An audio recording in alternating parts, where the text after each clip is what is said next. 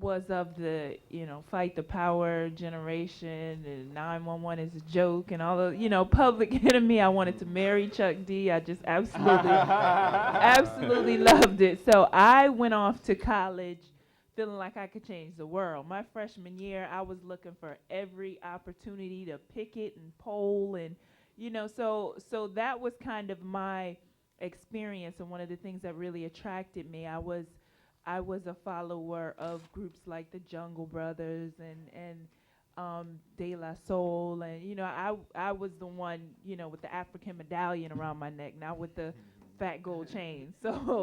Um, so I decided to moderate this particular panel and hear from folks talking about these issues, and I'm really excited about the panel.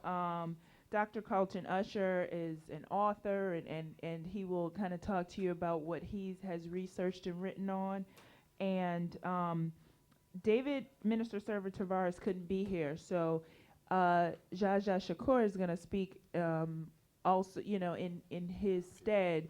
And they both work with the Temple of Hip Hop, so they'll tell you about some of the positive things that they're doing. And Dr. James Peterson is also an author, and so he's going to talk to you about some of his research. And finally, we have, the weather has not been kind to us today, so Ariel Fernandez Diaz, he was on the first panel, but he was able to show up, and so now he's going to participate in this panel. And I thought it was fitting because he's talking about hip hop in Cuba, and a lot of what's happening in the hip hop community in Cuba is political. Politically driven, so I thought it was perfect for him to sit in on this panel. So we will start with Dr. Peterson, and he will begin. Good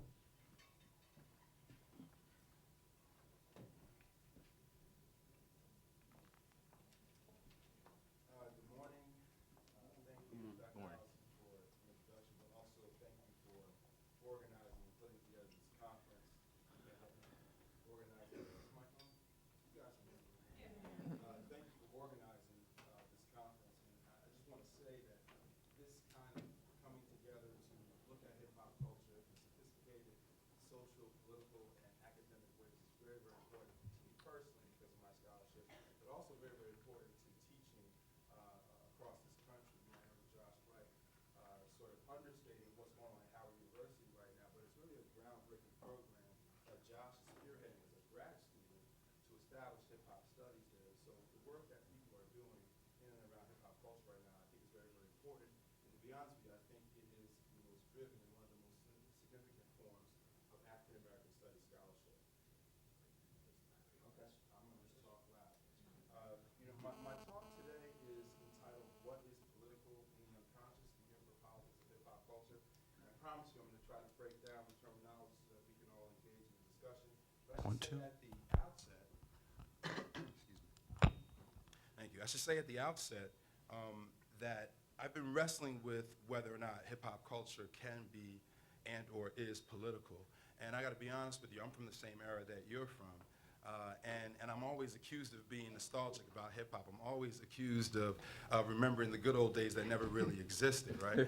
and so I try to let my scholarship do the talking for me in terms of politics. Obviously, there are figures here who are much more engaged in specific political hip-hop movements, but my talk today is about some of my theories about whether or not or how politics operate within hip-hop culture. So I'm basically combining two theories that are borrowed and synthesized from two very, very different scholars. The first scholar is a literary scholar, Frederick Jameson, who coined the phrase, the political unconscious.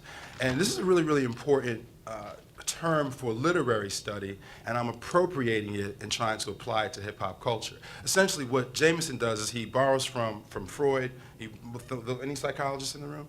Those of you who are psychologists will probably recognize the term the unconscious. He borrows the notions of the unconscious from Freud and merges them with his sort of Marxist leanings to get us to think about the ways in which politics are repressed within artistic work. All right, so he believes that there's politics in almost all artistic work. It's just that it is repressed, and that's where the Freudian piece comes in. The second scholar who I'm throwing into this hodgepodge here is Professor Robin Kelly.